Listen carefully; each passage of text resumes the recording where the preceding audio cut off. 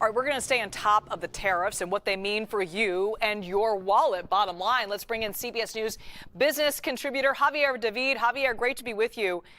Okay, so if I'm somebody that wants to do some home construction, if I'm looking, or maybe I'm in the middle of home construction right now, budget is a big deal. How big a deal is this for people who are looking to remodel their homes or maybe build a home right now? Is it going to be twice as expensive?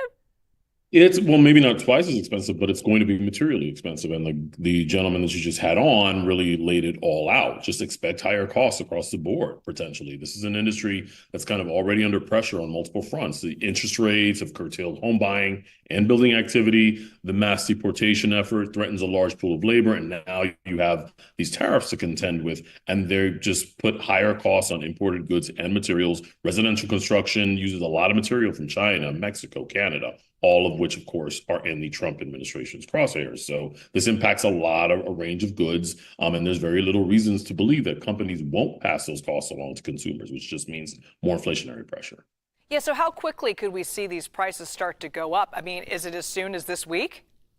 It could be, because I think what the fear is some of these countries will implement sort of the tit for tat tariffs. They will implement their own actions against it. So you could see costs immediately. It takes a little time usually to trickle into the system, but certainly within a month, you can start seeing those prices impact.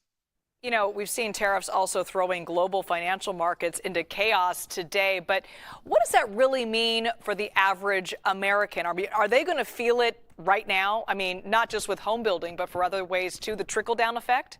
Well, they'll be looking at it on, screens and shows like this. But my favorite piece of advice during times like these: don't look at your 401k. It's a short-term volatility event. It'll make you emotional. Emotional investing, never a good idea. Just write it out. Don't sell anything. Save as much as you can and just pay down those credit cards, because those interest rates really will start to bite.